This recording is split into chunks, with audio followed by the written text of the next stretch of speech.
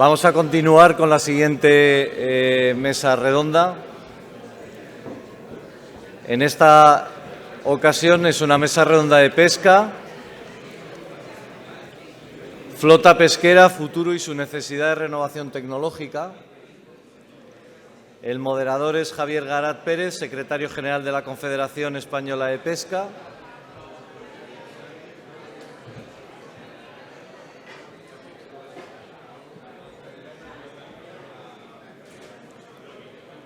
Y, por favor, invito a los ponentes que vayan subiendo a la mesa. En primer lugar, José Basilio Otero Rodríguez, presidente de la Federación Nacional de Cofradías de Pescadores. Borja Soroa Rodríguez Escudero, presidente de la Asociación Nacional de Buques Atuneros Congeladores, ANABAC.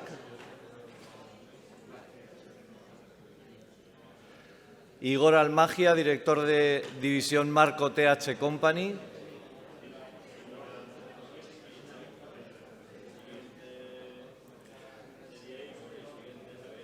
Javier Touza, presidente de la Cooperativa de Armadores del Puerto de Vigo.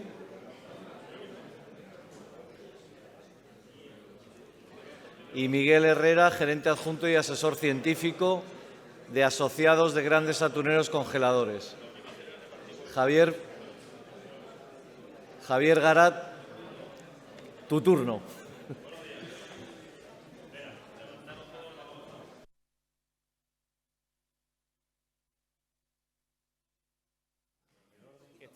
No es así. No es así. Basilio.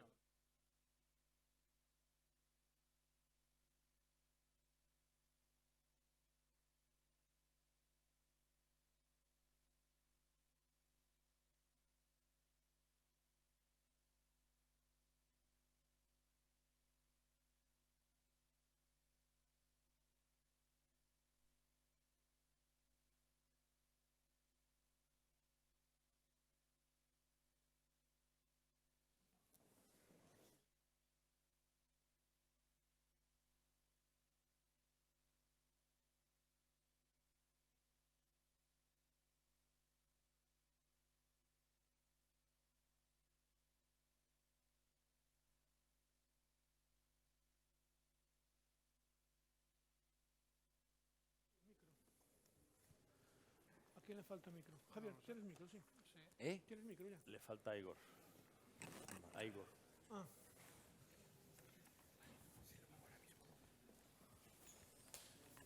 Vale, está bien. Gracias. Espera, que lo tenía que poner. Buenos días. Mientras Igor se pone el micrófono, vamos a comenzar para no perder más tiempo. Buenos días a todos, bienvenidos a la que está claro que es la mejor sesión de todo el Congreso. Ha tenido unas ponencias maravillosas, unas sesiones maravillosas, pero el apasionante mundo de la pesca, yo creo que, porque producimos la proteína animal más saludable que existe en el mundo y con menor impacto de huella de carbono de su producción, que nos da de comer, ayer pudimos comprobar algo de ello, está claro que es importantísimo. Y además tenemos hoy aquí a un pedazo de cartel que yo creo que era difícil que los organizadores eligieran a gente mejor de las que están aquí hoy en día, ¿eh? Empezando por ahí, por mi derecha, tenemos a Basilio Otero, que es, primero, pescador.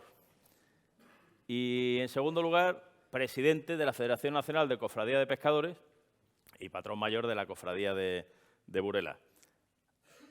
A continuación, tenemos a Borja Soroa, que es el director general de PEBASA y el presidente de ANABAC, la Asociación Nacional de Atuneros, de Buques Atuneros Congeladores. A mi izquierda, a Igor Almagia, que era, yo tengo que reconocer, al que menos conocía yo de todos los que están aquí, pero que lo conocí el otro día y es un tío fantástico también. Y es el director de división de la empresa Marco de TH Company. A continuación tenemos a Javier Touza, que también es otro histórico de la pesca española. Entre otras cosas, es el presidente de la Cooperativa de Armadores del Puerto de Vigo, que a nivel de puerto posiblemente sea la organización más representativa que existe en toda la Unión Europea. Y, por último, allí a la izquierda, Miguel Herrera, que es el gerente adjunto de OPAGAC, la otra organización de atuneros congeladores, que las dos están en CEPESCA, la Confederación Española de Pesca, de la que yo soy el secretario general. No quiero aburrirlos con los currículums de la gente, son todos fantásticos, grandes profesionales, y vamos al grano. Vamos a empezar con Basilio.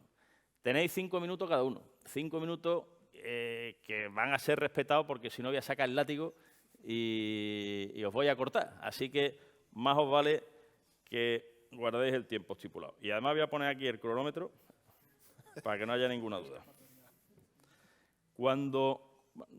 Iba a decir que cuando suenen la alarma es que van 4 minutos y solo os queda uno, pero para no asustaros, yo os aviso cuando os queda. Vamos, Basilio. Pues muchas gracias. Gracias primero a la asociación por tener en cuenta la Federación Nacional de Cofradías de Pescadores para venir a dar una ponencia. La verdad es que es un placer, es un honor poder hablar delante de tanta gente que nos ayuda a desarrollarnos. Entre Jesús, el almirante y los de la mesa podemos hacer un grupo mixto porque ninguno somos ingenieros, con lo cual podremos estar en igualdad de condiciones con el resto de la gente. Cuando me propusieron la ponencia, nos ponían encima de la mesa varios temas que eran 12 en concreto. Imposible alcanzarlos todos en 5 minutos, además teniendo a Javier de moderador, que hay que tener cuidado. Me voy a basar en el título del Congreso, Impulso Tecnológico del Desarrollo Sostenible. Yo soy presidente de la Federación Nacional de Cofradías desde el año 17.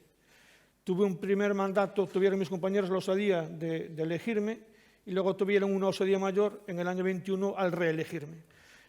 Cuando me llamaron en la reelección, yo tuve claro ya que esta debía de ser la legislatura de la digitalización.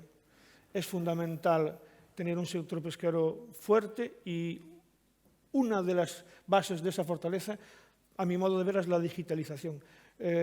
Trabajamos con las mejores herramientas a bordo de los barcos en cuanto a seguridad y a pesca, pero nos falta aún mucho camino para tener una digitalización adaptada al siglo XXI. Nos falta mucha digitalización en gestión, nos falta mucha digitalización en cooperación con las diferentes administraciones y nos falta sobre todo digitalización interna dentro de la propia federación. Quiero aprovechar para deciros que en España hay 220 cofradías de pescadores a lo largo de todo el litoral español, incluidas las Islas Baleares y las Islas Canarias.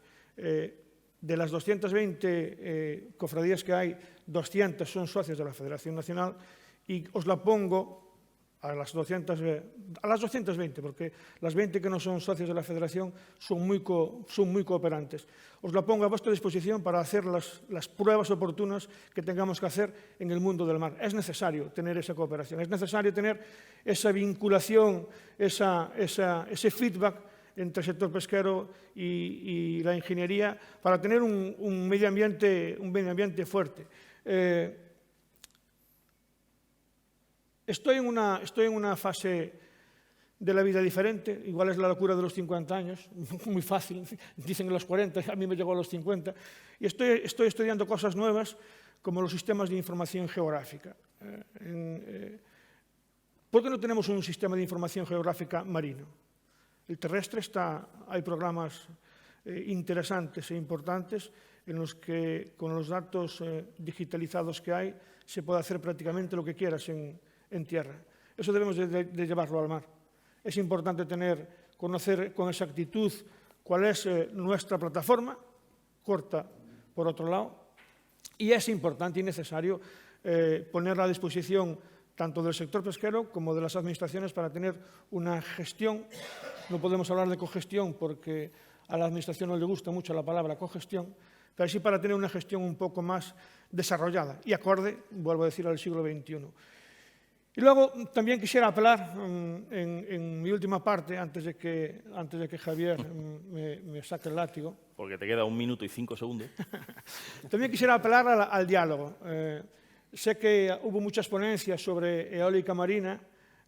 Sabéis que la eólica marina offshore en España es incipiente, hay una vorágine brutal en este campo y desde luego brindo al sector pesquero a tener un diálogo tranquilo, sosegado y con calma. No podemos correr. Si corremos, podemos ir solos.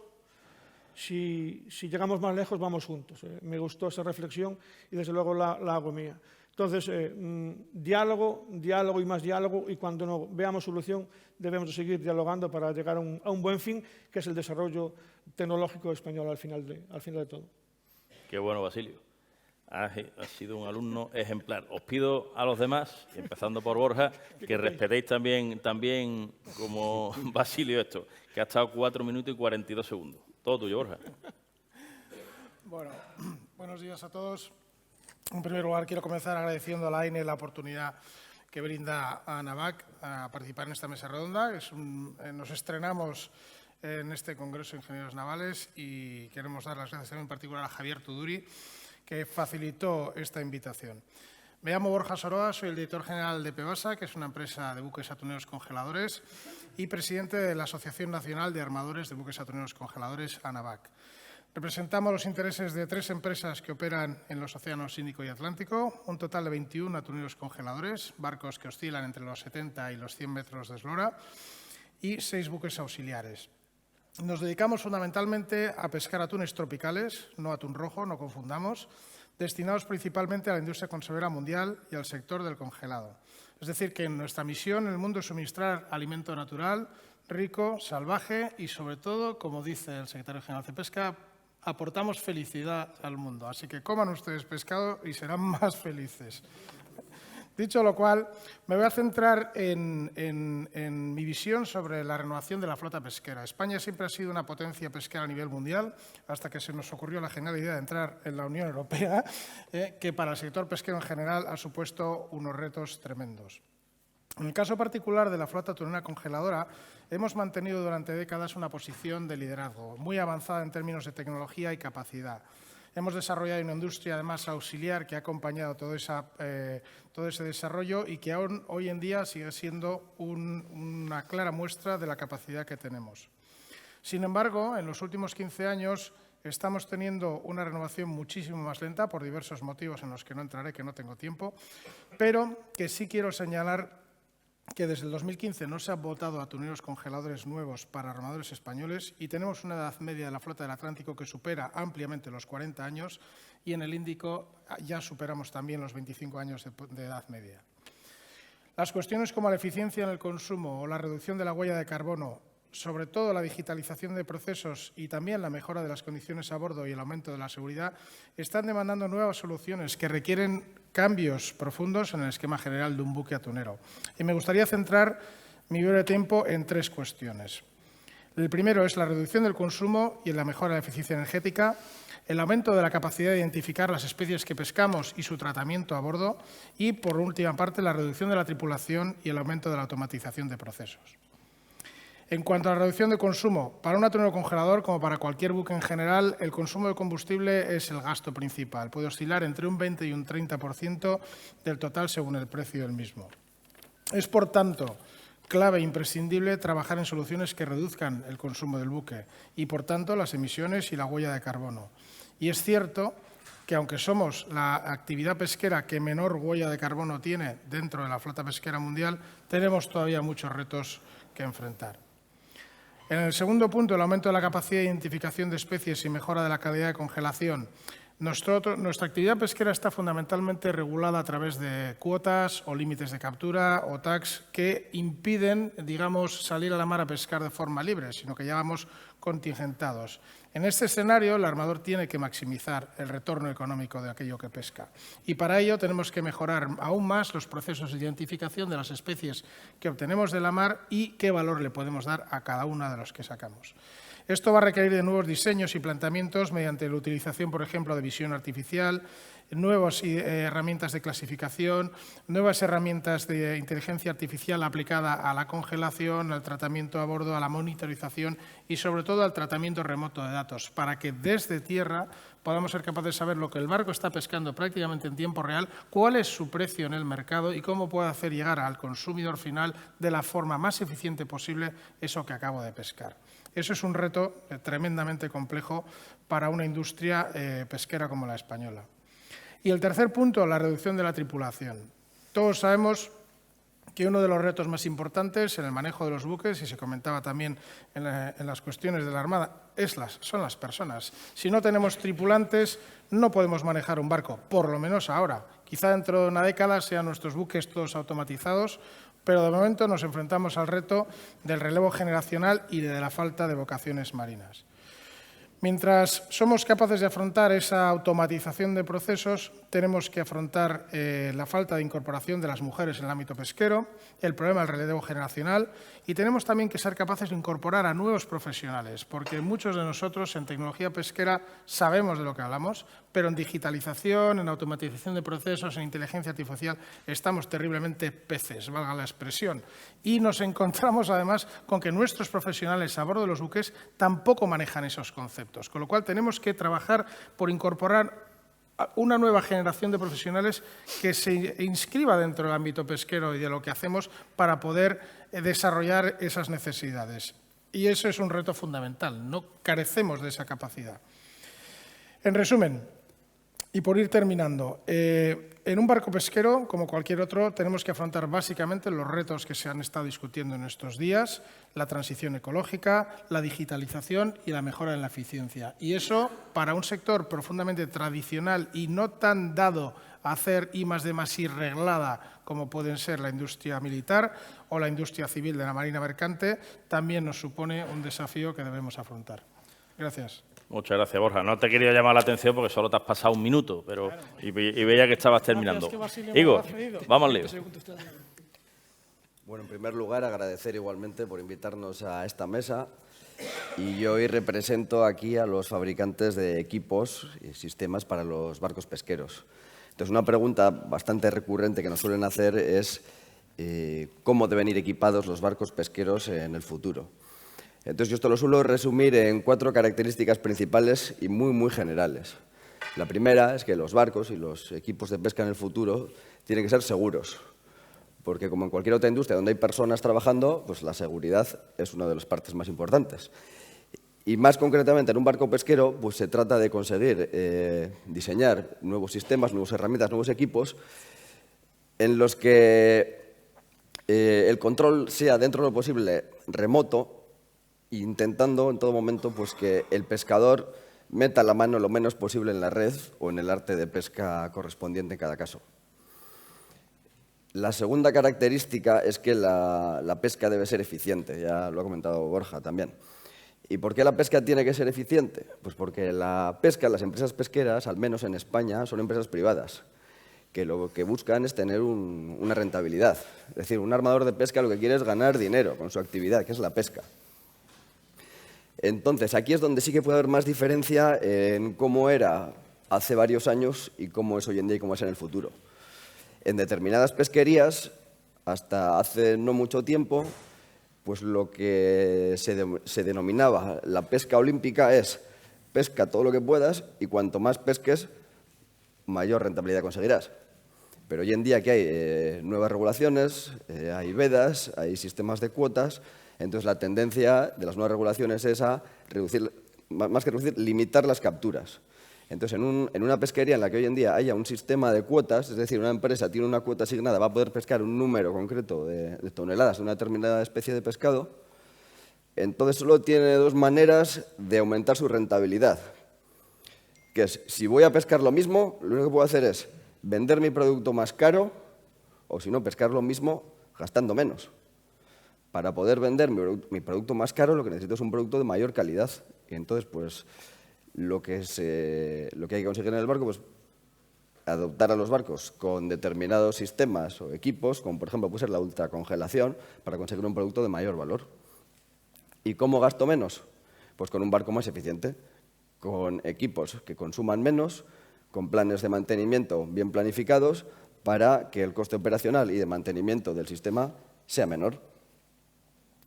Como tercer punto, pues el barco y los sistemas deben ser inteligentes, deben estar dotados de herramientas de digitalización, que ya también se ha comentado bastante. Y en lo que se refiere a los sistemas y equipos de pesca, pues la digitalización la utilizamos para obtener datos reales de los equipos que están trabajando y poder desarrollar una operativa, unos planes de mantenimiento en base a datos objetivos y no en base pues, a lo que los tripulantes consideren en cada uno de los casos. Y como última característica, la pesca y los equipos deben ser sostenibles. ¿Y por qué deben ser sostenibles? Porque estamos hablando de la pesca en el futuro. Por lo tanto, debemos garantizar el futuro de las especies.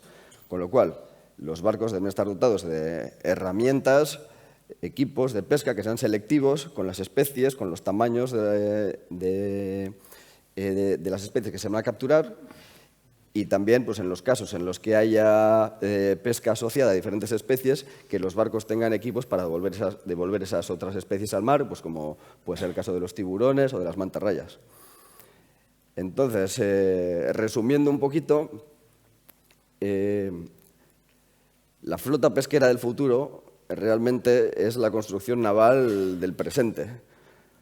Porque, como ha dicho Borja también, tradicionalmente la flota pesquera tiene una edad bastante larga. Entonces, los barcos que van a estar pescando dentro de 20 años, gran parte de los barcos que van a estar pescando dentro de 20 años van a ser los barcos que se van a construir pues, hoy en día. Muchas gracias. Muchas gracias, Igor. Está bien, fantástico. Oye. Javier tiene una presentación. Me ha prometido que, aunque sea presentación de PowerPoint, se va a ajustar al tiempo.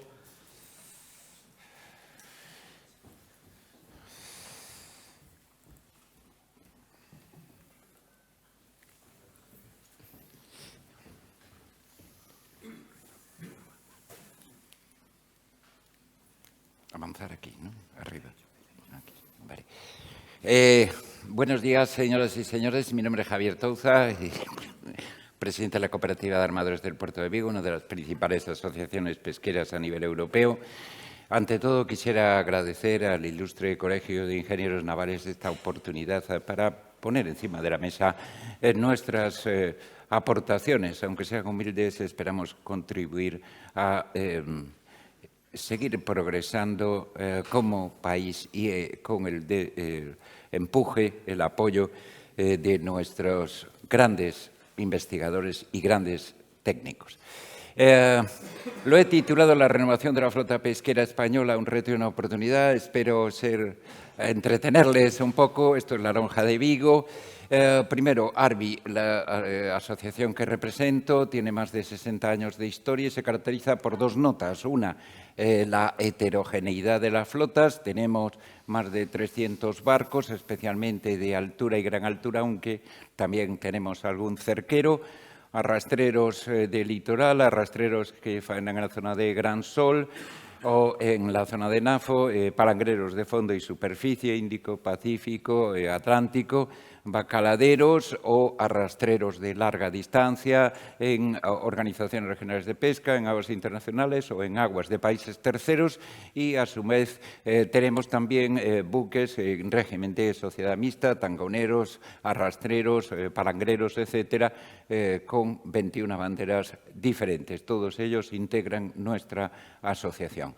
La segunda característica, como ven, es que tenemos consolidada nuestra presencia a nivel mundial en todos los principales caladeros del mundo, con muy importantes inversiones también en tierra, plantas de elaboración, frigoríficos, etcétera. Segunda cuestión, estado. ¿Cuál es el estado de la cuestión? Estos son datos FAO actualizados. La producción mundial de proteína marina está en torno a 180 millones de toneladas al año. 50% a acuicultura, sobre todo en los últimos 30 años ha producido un incremento muy importante de la producción asiática. La pesca extractiva, seguimos manteniendo unos niveles bastante estándar, sobre 90 millones de toneladas al año. Lo más importante, el crecimiento de nuestra producción está siendo anualmente en torno al 3%, aunque con lo que cubrimos perfectamente el incremento de la población mundial, que en los últimos 50 años está evolucionando en torno al 1,5%. Pero, ¿quiénes son las principales potencias a nivel pesca extractiva en este momento? Estos son los 10 líderes. Como verán, hay muchos países en desarrollo, desde Vietnam, Bangladesh, India, o Indonesia. Sin embargo, hay grandes potencias. Está Rusia, está Estados Unidos, está Noruega, Japón. Es decir, desde el punto de vista geoestratégico se considera una commodity de gran importancia. Entre estos 10 acaparan casi el 60% de la producción mundial. Y se preguntarán ustedes, ¿y la Unión Europea? ¿Dónde está la Unión Europea? El líder es España, pero desgraciadamente tenemos que retroceder al puesto 21, en donde se observa que producimos el 0,8% de la producción mundial, es decir, a nivel de Omán. Hemos bajado casi un 40% en relación al peso relativo de los años 80. ¿Qué significa? Pues que tenemos que importar más del 70% de la producción de países terceros, en muchos casos no cumpliendo normas de level playing field, para poder atender las necesidades de nuestro mercado. También podríamos plantearnos, ¿y es un sector que tiene futuro? Bueno, verán ustedes la evolución, por ejemplo, desde el año 2000, el mercado internacional, el precio de la proteína marina va claramente en ascenso. Según la propia FAO, con perspectiva 2030, el nivel de producción extractiva será en unos niveles similares. Como se dijo antes, nuestra huella hídrica, prácticamente cero huella desde el punto de vista de emisión CO2, está en torno al 0,1-0,5% de la generación de contaminación a nivel mundial. Por tanto, proteína perfecta por sus cualidades cardiosaludables. Llegado a este punto, y dado que estamos en el Colegio de en la jornada organizada por el Colegio de Ingenieros, con representantes muy cualificados de astilleros, empresas auxiliares, etcétera, y este es el mensaje que buscamos en esta conferencia. Señores, España es líder mundial en este momento en la construcción de buques de investigación marino, buques de enorme valor añadido. Somos segundos en la Unión Europea en la construcción de buques pesqueros. ¿Cuál es el problema? Que básicamente para países terceros. Estos datos del Ministerio de Industria, 18.000 GTs contratados en pesqueros en España año 2022, pero 97% de esos GTs son para países terceros. ¿Qué tipo de barcos? Pues estos barcos de ultimísima tecnología, ecoeficientes, seguros, habitables. Esto es lo que queremos. Son barcos para Noruega, para Islandia. Esta es la reciente renovación de la flota de Pescanova en Namibia, merluza fresca. 5 barcos que estamos construyendo para Malvinas. Llevas 6 minutos, Javier, te doy uno más. Bien, buques arrastreros, etcétera. Y España, hemos perdido desde el año 97 la mitad del número de barcos, la mitad de GTs, la mitad de kilovatios. ¿Por qué? Restricciones de Unión Europea, anexo 2 del Reglamento de la Política Pesquera Común, en donde se establece el límite que tiene España. Como verán, casi 1 millón de kilovatios. Sin embargo, datos oficiales, hoy solo tenemos 770.000. ¿Por qué no se utiliza el resto? ¿Por qué esos 200.000 kilovatios restantes no se utilizan? Daría para construir miles de arrastreros para gansos. Es necesario para construir barcos nuevos el que se aporte GTs, es decir, tonelaje medido en GTs y potencia medida en kilovatios, y además en España con carácter muy restrictivo, ya que tiene que ser del mismo caladero y de la misma modalidad. Señores, no podemos seguir así. Esto es ya a nivel Unión Europea la caída estos últimos años. Tenemos excedente en Europa de 1,5 millones de kilovatios sin usar y 500.000 GTs. Especialmente las bajas se han centrado en pesca arrastre de fondo. Creemos que esta situación tiene que corregirse, si no, no podremos cumplir. Ni la Convención 188 de la OIT sobre seguridad y más tarde en el debate podremos profundizar. Muchas gracias por su atención.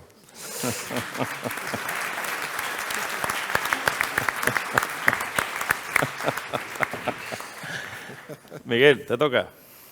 Muchas gracias, Javier, y muchas gracias a los organizadores por invitarnos a este evento. Buenos días a todos. Teniendo en cuenta, bueno, yo represento a OPAGAC. OPAGAC es una organización de productores de buques atuneros congeladores, digamos que es la asociación en España hermana de ANAVAC, de la que Borja ha hablado antes. Los retos que tenemos en el mundo atunero son muy similares a los que ha mostrado ya Borja, con lo cual me voy a concentrar más en contar un poco quiénes somos, el impacto que tenemos en el mundo, digamos, y luego entrar un poquito más en el tema de los retos y de la digitalización, que quizás ha sido menos cubierto por Borja con anterioridad. Bueno, pues como decía, OPAGAC es una organización de productores, representamos los intereses de 9 empresas armadoras, 48 buques atuneros que están distribuidos en todo el mundo, en todos los océanos. Pescan en aguas tropicales y subtropicales por túnidos tropicales, utilizando la red de cerco. Y el mayor destino de la pesca es la industria de conserva, aunque en los últimos años pues, ha habido una cierta renovación hacia otro tipo de productos. También por las razones que ha comentado antes Borja, de que cada vez las restricciones pues, son más grandes sobre las flotas por las regulaciones internacionales. En la actualidad representamos alrededor del 8% de la captura total de túnidos tropicales. Estos son 3 especies y la captura actual son 3 especies muy productivas y la captura actual está alrededor de los 5 millones de toneladas. Nuestra flota estaría pescando alrededor de 300.000. Son barcos que tradicionalmente han sido muy eficientes en términos de pesca y, como digo, en los últimos años se ha tenido que restringir tanto la capacidad, en parte, como la forma en la que se pesca porque se ha llegado al nivel de explotación de los túnidos al nivel máximo. Con respecto a los impactos que tiene la flota, bueno, pues el primer impacto es sobre el recurso que se está pescando, sobre los túnidos. Los túnidos son especies que son reguladas por organismos internacionales, lo que se llaman organismos regionales de pesca, y estos organismos gestionan los recursos y digamos que aprueban medidas para limitar la capacidad, para limitar la pesca de diferentes maneras que luego tiene que aplicar la flota. Desde luego, las flotas atuneras españolas están ajustándose siempre a las medidas que se establecen y, por otro lado, efectivamente, la dificultad es ajustarse a eso manteniendo un poco pues el rendimiento económico, ¿verdad? Aparte de eso, y con base al mercado, evidentemente intentamos distinguirnos de los demás de alguna manera para obtener un rédito económico, y las flotas atuneras en general han hecho un esfuerzo para certificarse, para sacar certificaciones, en nuestro caso de 2 tipos. Una certificación que es la certificación del producto, de los stocks de atún en principio, y esa certificación es una ecoetiqueta, MSC, que es la etiqueta más importante en el mundo, y por otro lado una certificación social en la que entran temas laborales, tanto temas laborales como temas de seguridad marítima y otros temas. Con estos, digamos, 2 sellos que tenemos, la intención es que ese producto adquiera valor y poder, digamos, vender el atún con distinción con respecto a nuestros competidores. La mayor parte de esos competidores son asiáticos. En términos de digitalización, por ejemplo, la flota ha avanzado bastante en los últimos años. Muchos de los barcos tienen un sistema de seguimiento electrónico. Todos tienen VMS, tienen cuadernos de bitácora de pesca electrónicos con conexión directa a las administraciones. En este sentido, también se está haciendo un desarrollo en la flota con bandera extranjera. Representamos tanto buques españoles como extranjeros, y en esa flota extranjera se está avanzando también con las administraciones para digitalizar más la información y que esa información llegue en tiempo real a los diferentes lugares. Y luego, entre las cosas que quizás nos distinguen más, tenemos sistemas de observación electrónica también. Estos son cámaras que tenemos en los barcos para hacer un seguimiento de la captura y de la actividad. Ahí una de las lagunas que todavía existen es que la inteligencia artificial todavía no ha llegado al punto de identificar, por ejemplo, especies o de automatizar el proceso de identificación de especies y otras cosas, y es un proceso un poco tedioso, aunque tenemos esa tecnología a bordo también. Con respecto a los túnidos, vamos también más allá de las medidas que se adoptan en los organismos internacionales a través de unos códigos de buenas prácticas que tenemos y que son a través de los cuales hemos conseguido llegar a esos procesos de certificación. Y luego quería comentar otros temas dentro de estas buenas prácticas. Para ir terminando. Sí, ya acabo. Tenemos sistemas de recuperación de redes de pesca, por ejemplo, y de reciclado, con compromisos en diferentes lugares del mundo. Y con el tema de la pesca también se basa en pescar con dispositivos de concentración de peces, lo que se llaman FADs en inglés. Y en este sentido también se está avanzando mucho en reducir los impactos con respecto a este tipo de pesca, impactos sobre el medio ambiente sobre todo. Por último, con respecto a la descarbonización, una de las cosas importantes a mencionar, y creo que ha sido mencionado antes con respecto a la Unión Europea y a las medidas que adopta la Unión Europea, esto es una pesca global. Guárdate, Miguel, esto para la pregunta genérica que voy a hacer. Me haces la pregunta después, antes de que pite el... Porque os lo voy a preguntar ahora a todos de forma genérica. Muchísimas gracias a todos por vuestra introducción de esta sesión organizada por la Asociación de Ingenieros Navales y Oceánicos de España, Norcolegio, que veía yo aquí las caras de los ingenieros diciendo, cago en la leche, está confundiendo aquí. Y bueno, antes de dar la palabra a los que estáis aquí presentes para que podáis preguntar lo que queráis, yo tenía aquí algunas preguntas. La primera va a ser genérica. Javier mencionaba que las emisiones que produce la flota pesquera mundial es solo entre el 0,1 y el 0,5% de las emisiones globales del mundo. Este dato lo facilitó el otro día en Vigo, en una jornada, un funcionario de Naciones Unidas, de UNCTAD, una de las agencias de Naciones Unidas. A pesar de ello, del poco impacto que tenemos, existen normativa internacional, normativa europea sobre todo, en la estrategia de biodiversidad y el Pacto Verde, que pretende en esa transición ecológica que reduzcamos un 55% nuestras emisiones hasta el año 2030 y en el 2050 que no haya emisiones. A pesar de que la flota pesquera europea ya ha reducido en un 50% sus emisiones desde los años 90. Pero ahora parece que, como ya estamos muy cerca del objetivo, en vez de utilizar los años 90, quieren utilizar un periodo de referencia más cercano, 2008 o por ahí, con lo cual nos complicaría bastante la vida. Mi pregunta concreta es, desde el punto de vista de la flota de bajura, de la flota de altura, de gran altura, ¿qué pensáis de esto, de estos objetivos de transición ecológica y de descarbonización? Si creéis que es posible, ¿qué habría que hacer? ¿Y cómo afrontamos todo esto teniendo en cuenta nuestras circunstancias peculiares de la pesca española, pesca europea y de las limitaciones que tenemos, entre otros motivos, entre otras causas, de capacidad en la política pesquera común? Vamos a empezar con Basilio. Bueno, Basilio y el que quiera, no tenéis por qué responder todo, pero vamos a empezar con Basilio. Gracias por la pregunta, porque es una pregunta muy en la picota. Hay un estudio de la Universidad Politécnica de Valencia de electrificación de un barco de artes menores. Hay una experiencia ahora mismo en el Palmar, en la Albufera valenciana, no es muy extrapolable al resto. La flota de bajura, sobre todo la de costa, la artesanal, la pequeña, sí que podría ser susceptible de ser electrificada para eliminar el consumo de combustibles fósiles. ¿Con electricidad?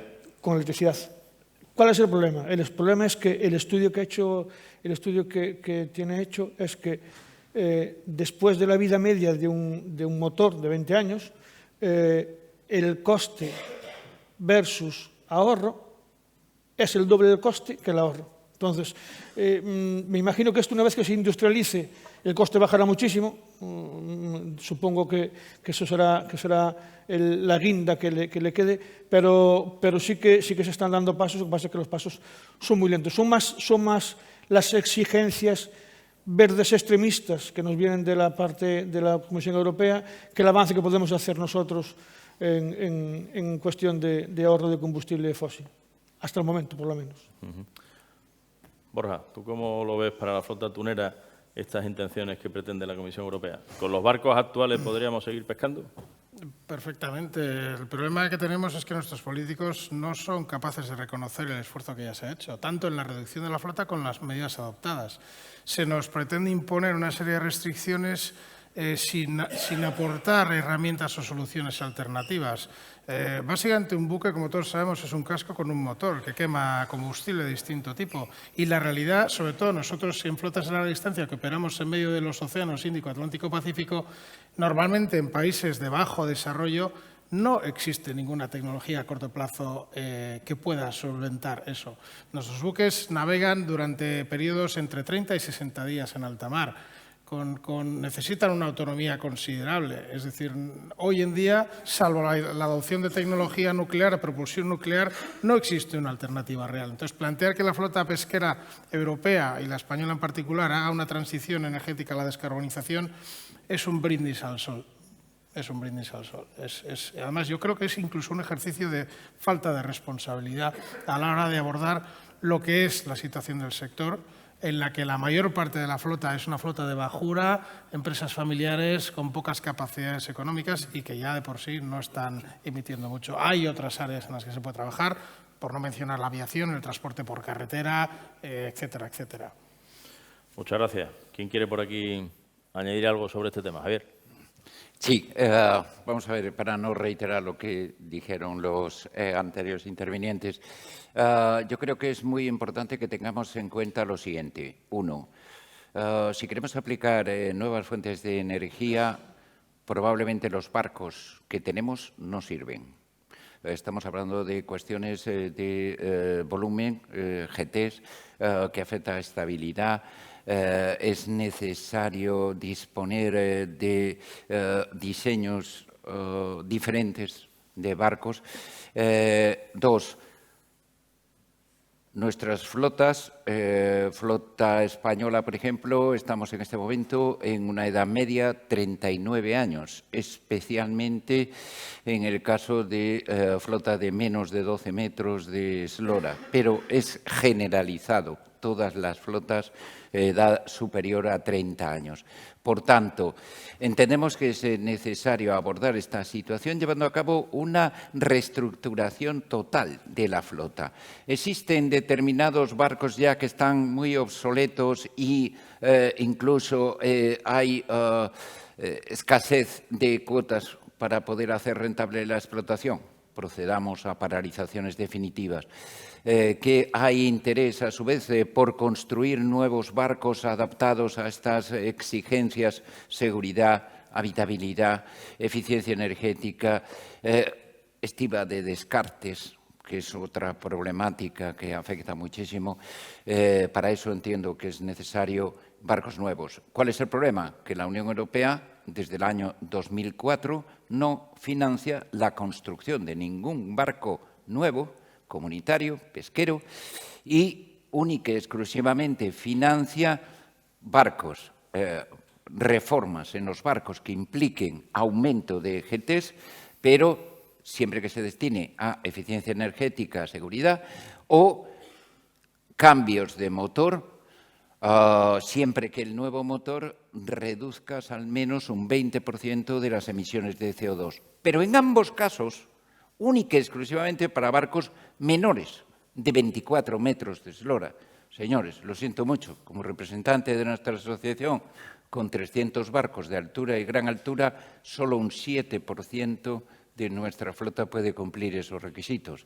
Es necesario abordarlo con otra perspectiva y, desde luego, creo que es una enorme oportunidad que, disponiendo en España con nuestros ingenieros de la querida asociación, con las empresas, con los tecnólogos que tenemos, no seamos los que estemos en vanguardia, porque, como bien decía Borja, es que operamos en países, muchos de ellos en desarrollo, en donde no existe posibilidad de suministrar hidrógeno, amoníaco, otras fuentes posibles de energía.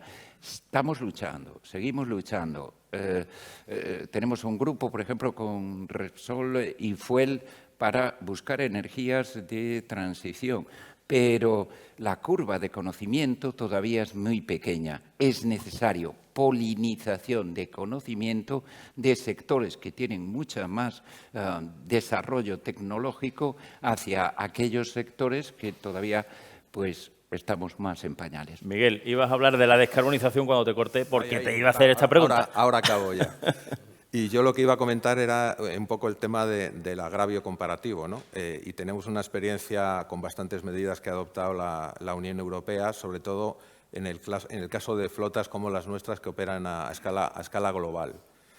Hay mucha competitividad. Evidentemente, si las medidas solo vienen por una parte y el resto de países continúan trabajando como de costumbre con las condiciones anteriores, económicamente eso puede representar menos ahorro, digamos, porque a fin de cuentas toda esta conversión implica una inversión grande y al final, en parte, lo que vemos, la experiencia que tenemos es que los armadores españoles han tenido que diversificar y abanderar barcos, registrar barcos en otros países.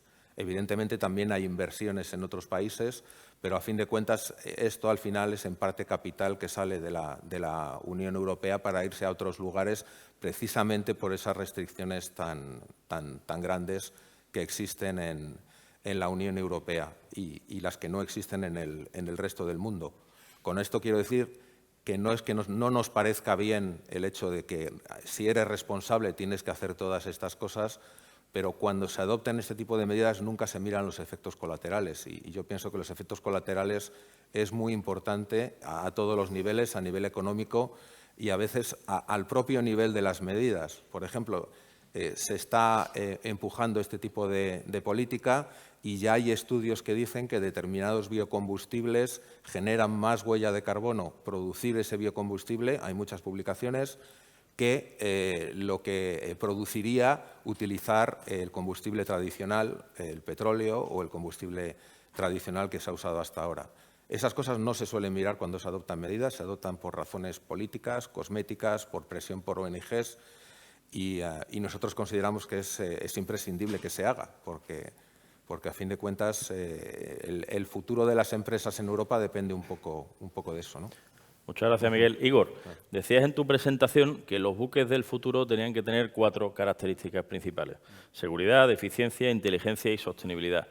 En ese sentido, ¿cómo ves tú al día de hoy que conoces la flota española y cuáles son nuestras perspectivas de futuro que tenemos que hacer si es que hay que cambiar algo?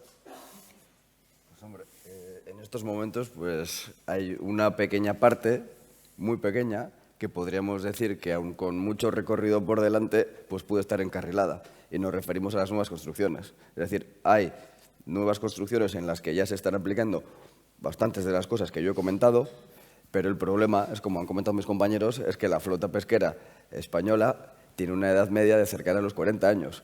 Con lo cual, la mayor parte de la flota, pues todas estas cosas que yo he comentado, hasta que no haya una renovación no se van a poder aplicar. Porque hoy en día supondría unas inversiones tan amplias que sería muy difícil poder luego conseguir rentabilizar la operativa de esos barcos tan antiguos. Entonces, vamos por el camino, pero mientras no haya una importante renovación de flota, sobre los barcos viejos no vamos a hacer nada.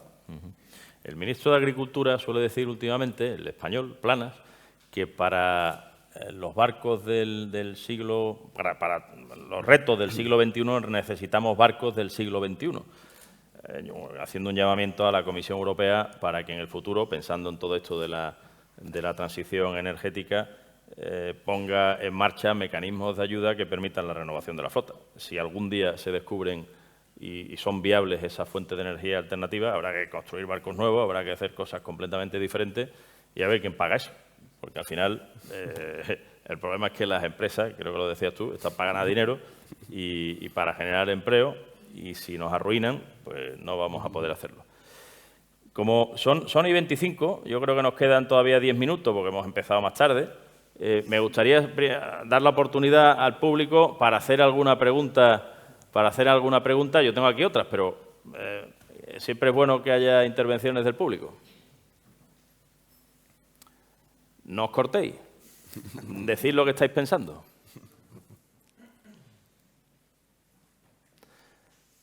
Por favor. ¿Cuánto tiempo tengo para la pregunta? 30 segundos. Es pregunta, no reflexión. No, necesitaré un poco más. Bueno, estoy muy de acuerdo con muchos de los apuntes que habéis hecho. ¿Te puedes, por favor, presentar para los que no te conozcan? Yo soy Ander Lassa, soy ingeniero naval, proyectista freelance, también soy perito y también soy vocal de la Comisión de Investigación de Accidentes Marítimos. Y es cierto que la flota necesita una renovación. En los accidentes marítimos que se van produciendo en pesqueros, se va viendo, claro, el buque pesquero según se va haciendo más viejo, se va haciendo más inseguro, porque necesita adaptarse a las nuevas condiciones y no siempre es posible. De las fotos que ha puesto ahí Javier, ya he visto varios pesqueros que tienen problemas de seguridad, solo por la foto. Entonces, pues, es necesario renovar. Claro, ¿qué pasa? Que, desgraciadamente, cuando España entró, bueno, Europa decidió que el esfuerzo pesquero se midiese en arqueo y potencia. Eso se decidió en alrededor de los 80.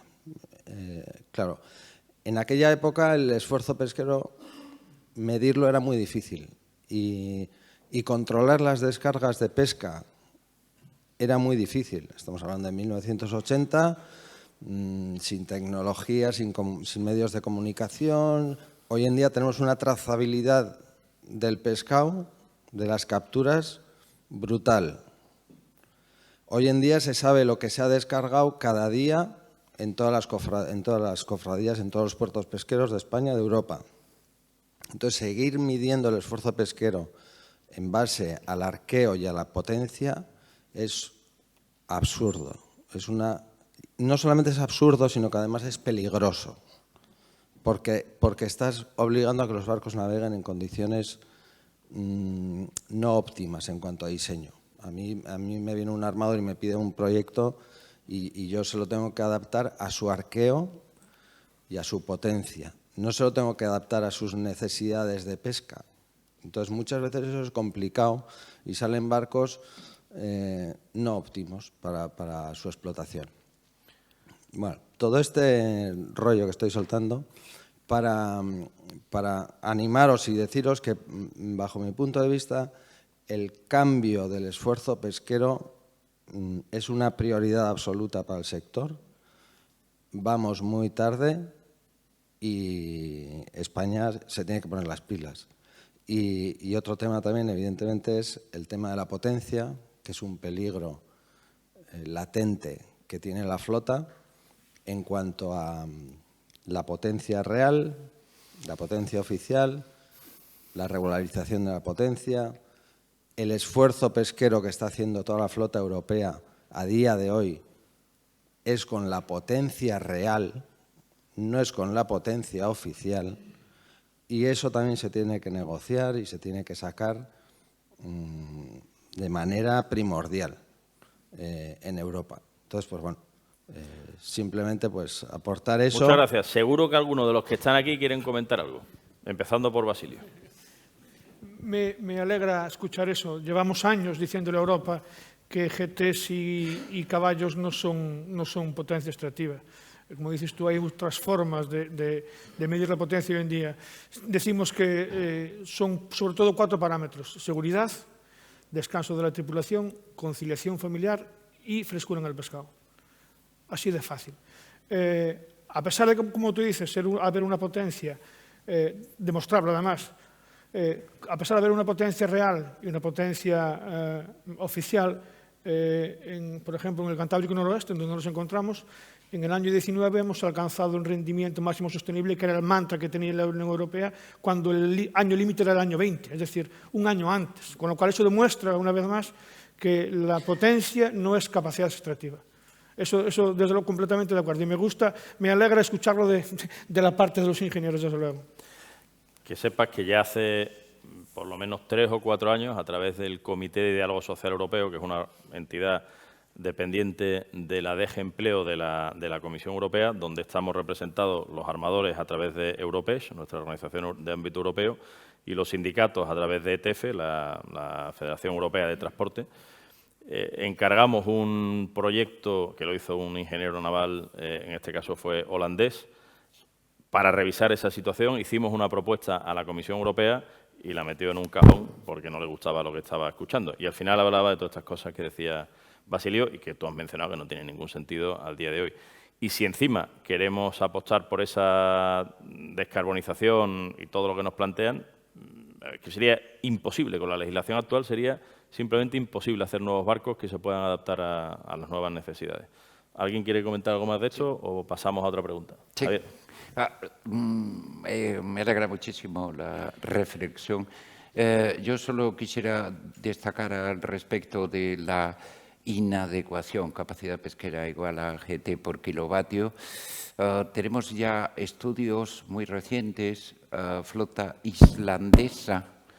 En estos últimos años existe bastante liberalización a la hora de poder hacer nuevos barcos aumentando GTs. La realidad de los hechos es que ha aumentado considerablemente la flota medida en GTs, aunque el volumen de capturas descargado ha bajado. ¿Por qué? Porque se ha mejorado enormemente habitabilidad, seguridad, valor añadido. Tenemos que ser rentables económicamente. Yo creo que este es el camino que tenemos que seguir. Si tenemos un sistema de tax con fijación de cuotas, tenemos métodos de VMS, de seguimiento clarísimo de cuáles son las capturas reales y descargas, creo que vamos por buen camino. Y si me permites, quisiera trasladarlo en este foro tan distinguido, una reciente conversación que he tenido con la vicepresidenta del Gobierno, a la sazón encargada de los fondos Next Generation. Nosotros, por ejemplo, humildemente, nuestra organización en este momento estamos desarrollando 7 proyectos sobre eficiencia energética basado en digitalización y con resultados muy positivos, pero la semana pasada le planteé a ella y a su equipo económico que por qué no utilizamos la parte de los 70.000 millones préstamos blandos, que a día de hoy ni siquiera existe por parte del Gobierno español un borrador. Contestó que están elaborando la adenda en donde se recoge el destino de esos préstamos y que precisamente la renovación de la flota bajo estos parámetros de buques ecoeficientes, seguros, etcétera, podría perfectísimamente contar con apoyo para ello. Tenemos que ir a colaboración público-privada, pero desde luego tenemos que hacer algo porque si no nuestras flotas desaparecerán. Y un dato muy importante que yo creo que no ha salido aquí, pero sobre todo para aquellos que no están tan vinculados con la pesca. La nacionalidad del pescado la da la bandera. Por tanto, por muchos barcos de última generación pesqueros que construyamos en España o en la Unión Europea, si tienen después bandera malvina, namibia o sudafricana, ese producto al entrar al mercado comunitario son importaciones. Es decir, señores, Europa, la Comisión Europea especialmente, como siga por este camino, quiere decir que está renunciando a la soberanía alimentaria. Tenemos recientes ejemplos de qué significa depender de los suministros de países terceros, COVID, Ucrania, etcétera, cómo tratándose de un producto alimenticio de tanta importancia, tanto valor estratégico, no potenciemos nuestras flotas. Muchas gracias, Javier. Esto que acaba de decir Javier me sirve para terminar esta sesión. Antes hablaba el almirante de la necesidad de la soberanía tecnológica. Nosotros necesitamos también, España, la Unión Europea, la soberanía alimentaria. Y bueno, termino. Primero dando las gracias a todos los que habéis participado en esta mesa redonda. Yo creo que no habéis defraudado al público. Y por último, me despido con un mensaje a los ingenieros navales.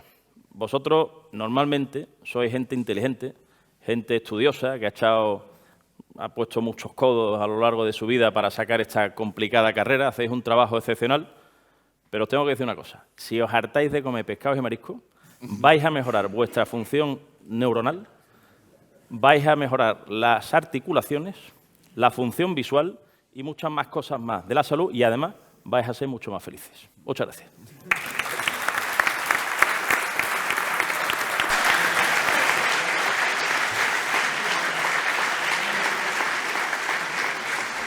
Muchas gracias, Javier, por tu control germánico del tiempo, que te agradecerán todos los presentes. Ahora hasta las 12 tenemos un tiempo para un café y, por favor, a las 12 volvemos otra vez. Gracias.